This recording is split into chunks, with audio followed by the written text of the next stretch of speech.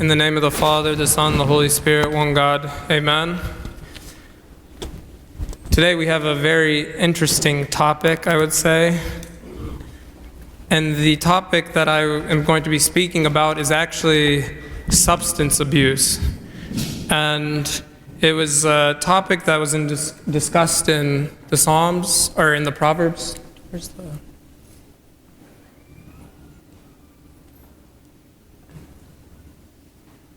In the three Proverbs that we're going to be discussing today, the first proverb is,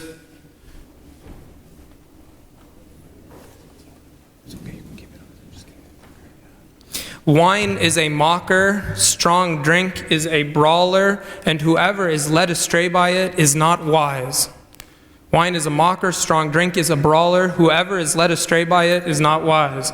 The second proverb that we're going to read about is, he who loves pleasure will be a poor man. He who loves wine and oil will not be rich. And the third one is, do not look on the wine when it is red, when it sparkles in the cup, when it swirls around smoothly. At last it bites like a serpent and stings like a viper. So I thought this was fitting for wine, but also I thought it would be applicable to all the other substances as well. You could apply the same thing to marijuana. You could apply the same thing to any other substance. So today what I hope to do is discuss some of the biological effects of these substances, some of their psychological effects, and some of their effects on the spirit. So let's start with alcohol. Some dangerous statistics about alcohol use. This is very scary stuff. First statistic: 5,000 people under the age of 21 die each year from alcohol. 5,000 people. That's a lot of people dying for silliness and silly reasons because of alcohol. 28% of all traffic-related deaths are related to alcohol. 1 in 3 almost. So if every time you see a car accident, 1 in every 3rd car accident is due to alcohol. This one's like really disgusting. 700,000 students between 18 to 24 are assaulted by another student who has been drinking. So, you go to the party, someone's drinking, and then everyone feels they're hard and cool and stuff, and then they start fighting with each other, and then it turns into an assault case. 700,000 people are affected by this type of drinking. Another one that's even worse is 100,000. I'm sure this number is actually much higher, of students 18 to 24 report experiencing alcohol-related sexual assault or date rape. And there was very many famous cases, actually, of date rape and stuff happening. And actually, for some reason, it was very weird. The guy wasn't prosecuted. But it's just a terrible situation to be in. That because of alcohol and some terrible stuff, then someone is raped or sexually assaulted. So these are some very just statistics about alcohol. You could take them, swallow them, think about them the next time you think about having a drink. There was an interesting study by this guy right here. I want you to meet Michael Taff. He's from the Scripps Research Institute, and he did a very interesting study. So I want you to meet his monkey. This is his monkey. He took 4 monkeys, and that they were given a daily dose of alcohol equivalent to 1 strong drink per day. Which is, I think, actually, if you think about it, is kind of normal by American standards. If you work in a company, almost on the daily, people will go out and have like a drink. That's like become the standard for fun, is to go to happy hours. All the restaurants of the area have happy hours, so you can go get a strong drink. And so what he did is he took 4 monkeys and gave them a strong drink every day for almost 11 months. And watched their progress and compared them with another 4 monkeys who weren't given anything. And what he found was very alarming. One, he found the production of neurons in the brain decreased by 50%. the production. They were saying the stem cells in the brain, and I don't understand any of this stuff, but I'm just telling you what I read. The stem cells in the brain were damaged, and so the production of new neurons was decreased 50%. And the remaining ones that were left looked damaged. It overactivated the glutamate receptors in the brain, which causes excitotoxicity. And when I was reading about it, it was saying that basically these receptors were becoming so overly stimulated that it would call death for some brain cells. So if you drink too much, you're losing brain cells. Another one is it damages gray and white matter to the brain. I had to learn this today. Gray matter is the area which contains the cell bodies, the dendrites, and the axon terminals of neurons. And white matter is made when the axons connect together to different parts of the gray matter. Stuff also not my field of expertise, but it's damaging your brain. Take it as that alcohol is damaging your brain. The last thing is it damages the hippocampal pyramidal cells, which are apparently responsible for your memory. So people who drink a lot tend to have memory impairment. So when you think about all these things, I think that you see that biologically, I didn't even talk about spiritually, I'm talking just straight biology, alcohol has a very negative aspect on the brain. And let's talk really quickly about marijuana use, because marijuana use is also something now that's becoming more prevalent. Some studies have shown that marijuana use among adolescents actually decreases your IQ. So actually you become more dumb. People who smoke more are actually becoming dumber.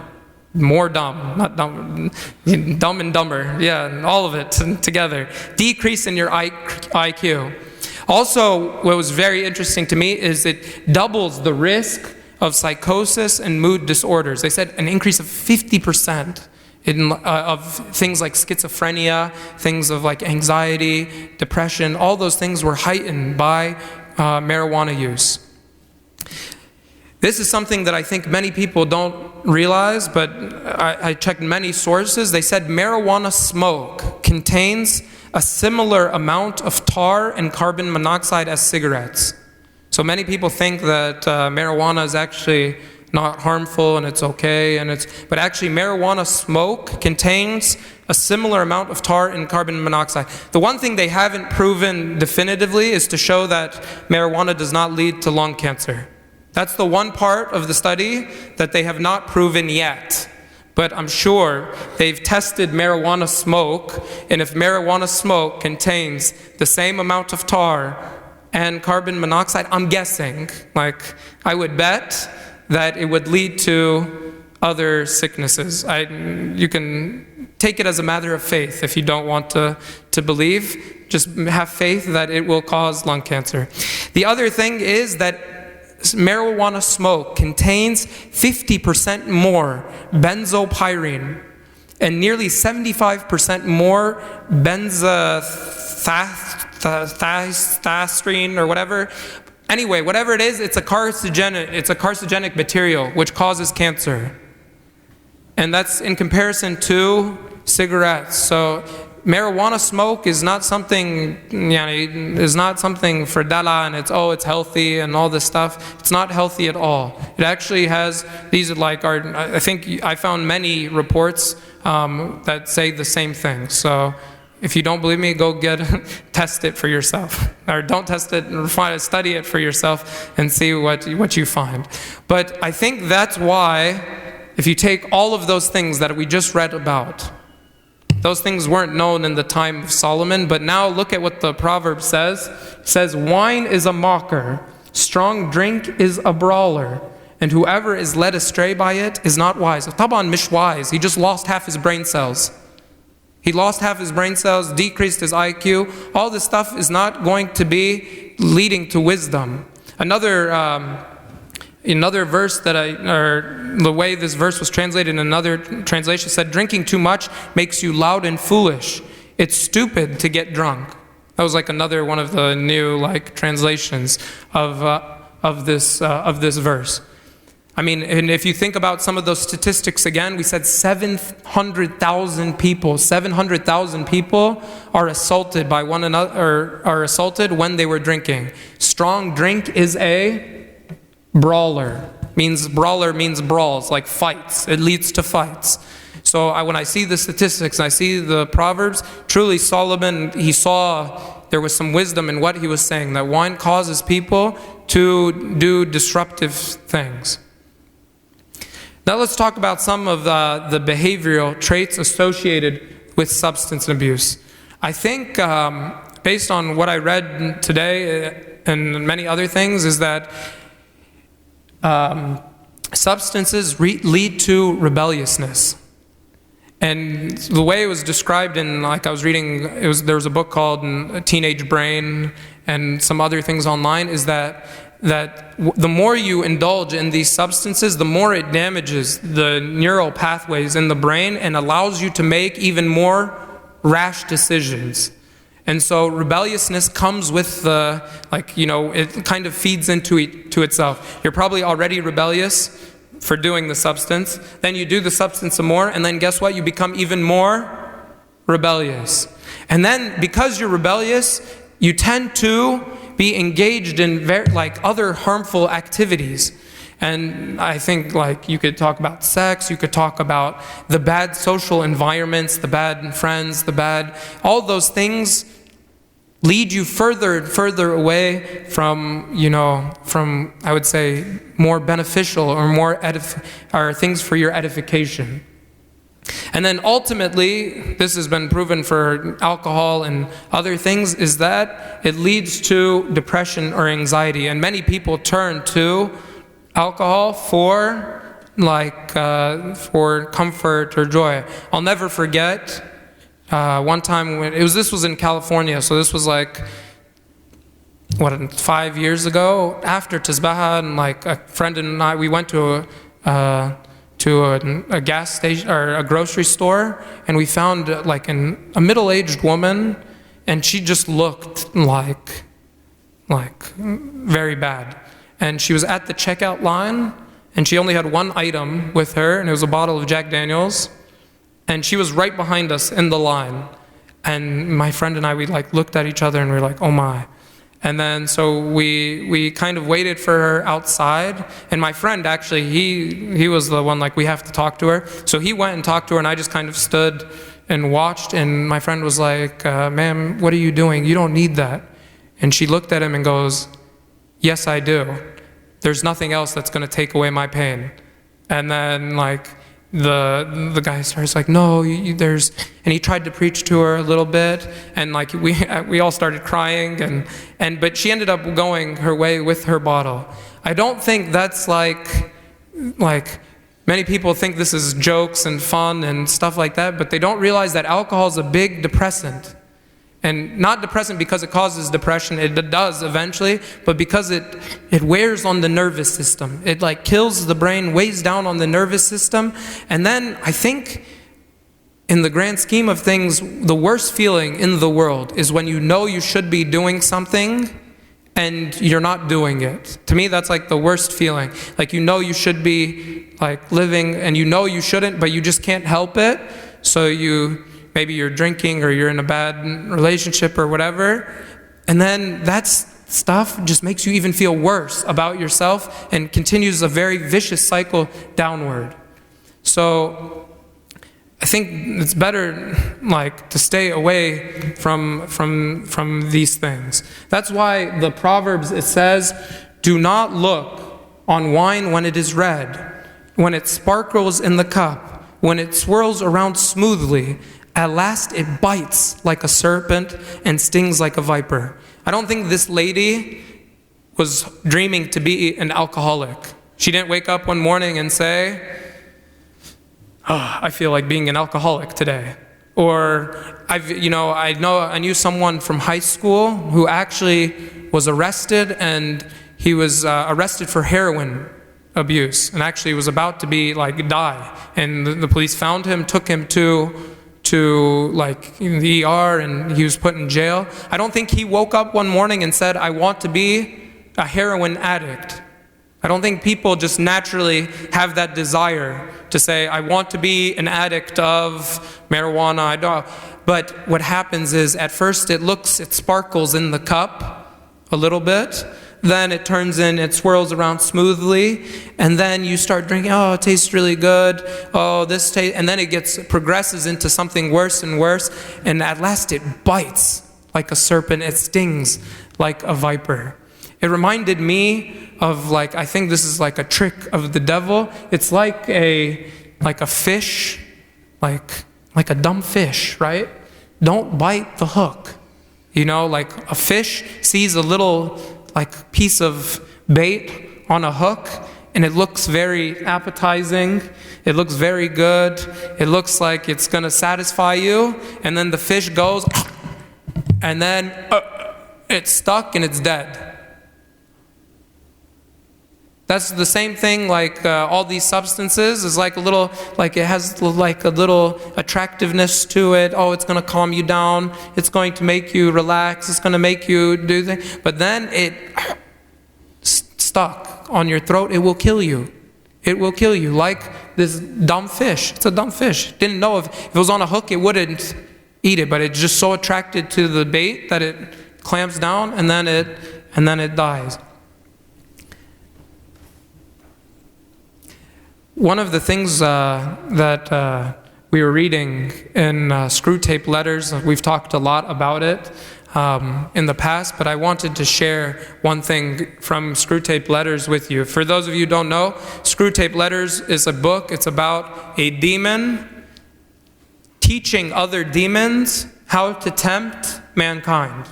So it's written from the devil's perspective. So the devil, or a demon, is trying to teach other demons how to tempt mankind. And this is what the demons say. All pleasure is his invention. All pleasure is God's invention, not ours. He made the pleasures. All our research so far has not enabled us to produce one. Means the devil can't produce anything pleasurable. But all we can do is encourage the humans to take the pleasures which our enemy has produced. At times, our enemy, he's talking about God. So our enemy has produced at times or in ways or in degrees which he has forbidden. Hence, we always try to work away from the natural condition of any pleasure to that in which is least natural, least redolent of its maker, and least pleasurable. You see that? He takes something pleasurable, he gives it at times where it shouldn't be used, and tries to make, and actually takes away the pleasure from it. At first lets you think it's pleasurable, and then it becomes the least pleasurable. An ever increasing craving for an ever diminishing pleasure is the formula. This is what the devil tries to do with us. An ever increasing craving for something that's diminishing in pleasure. It is more certain and it's better style to get the man's soul and give him nothing in return. That is what really gladdens the devil's heart. I think this, if you think about the lady at the grocery store, is gained a soul for nothing. Nothing. For nothing in return. And that's what gladdens the devil's heart. I think what you see here is that all goodness, all pleasure comes from God. If you think about it, every good thing, all the sin, like for instance, the sin of lust or the sin of, sexual desire, there's a proper way for it to be used. And God had a special way for sex to be instituted. What the devil says now is take sex out of marriage. Let's move it into the adolescence year because it's very pleasurable. And ruin a generation. Takes every pleasure out of its natural use. Marijuana is a plant. Many people say marijuana is natural. It's okay. There's a lot of things. Poison ivy is natural. You don't smoke poison ivy, do you? Or you don't take poison ivy and rub it on your skin. Just because it's natural doesn't mean that you put it in your body. Oil is natural. Gasoline is natural. It comes from the depth of the ocean. You don't drink oil, do you? So just because something is natural doesn't mean it's for your consumption either. That's why we have to be careful how we use pleasure. Pleasure is supposed to be like God is He's a God of pleasure. He created all pleasure. He wants us to be like happy. So I said it's our Father's good pleasure to give you the kingdom. It's His pleasure to give you the kingdom.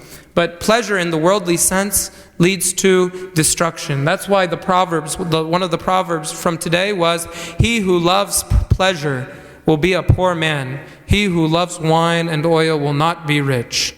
Be careful about your desire for pleasure, your worldly desire for pleasure. Your pleasure should come from God and shouldn't come from like things like this, like at environments like this. This is the classic picture of what happens like on a college campus, like at the parties and whatever. Places like this, you won't find you think these people are discussing the Psalms or discussing the work of salvation? Or do you think they are praising God and singing the hymns of God? I don't think so. Correct me if I'm wrong, but this is not an environment where Christian values or Christian ideas or things that would benefit your spirit are discussed. And if that's true, then it would benefit you not to take part in them. It would benefit you not to take part in such environments. I always wonder, where is God in this seed here? Because God is watching, right? He's there. But where is, do you think God is in environments such as these? I think one of the other very fascinating quotes from Screwtape Letters was, "Indeed, the safest road to hell is the gradual one, the gentle slope, the soft underfoot, without sunning turnings, without milestone, and without signposts." Many people, they say, we'll just go to these parties, we can hang out, it's okay. We have to live a balanced life, Abuna. We're not monks and nuns, we live in the world. Okay, good. The safest road to hell is the gradual one. The gentle slope, the soft underfoot, the sudden turnings, without milestone, without signpost. If something is not good for your spiritual life, is something not beneficial for you, you should cut it off. You should cut it off. It's not good for you. It doesn't lead to your happiness. Didn't you hear what was said earlier? It stings. It will leave you more upset. That's why I want to close with this idea, is that the idea of turning to a substance for any reason is actually not what we're here for. Actually, we are given another substance. Do you know what that substance is? God says, didn't say don't do those substances and just sit by yourselves and whatever. He gave us a different substance. He gave us the bread of life. He gave us His body and His blood. This is a substance that is given for you for your salvation, given for your power, given for your strength, given for your anxiety, given for every type of anguish or pain. This is the true substance. Anyone who turns to another substance, even if it's something benign like food, don't we say, man shall not live by bread alone? Food is a substance, right? We say food, you shall not live by bread alone, because there's a better substance. You should live on the word of God. So if we say that about food, then what do you think we say about all these bottles and plants and whatever? That we don't need, those do not need to be our source of comfort. Our source of comfort is our God. He is our hope for the hopeless, the help for the helpless. We should turn to the altar. We should turn to the body and blood of the Lord as the ultimate substance, the substance that gives us all peace. This is the substance that gives us peace. The other substances don't give peace. If they gave peace, then see the 700,000 people that are assaulted, the 100,000 that are date raped. There's no peace. The only peace comes from God and comes from His body and blood. And glory be to God forever. Amen.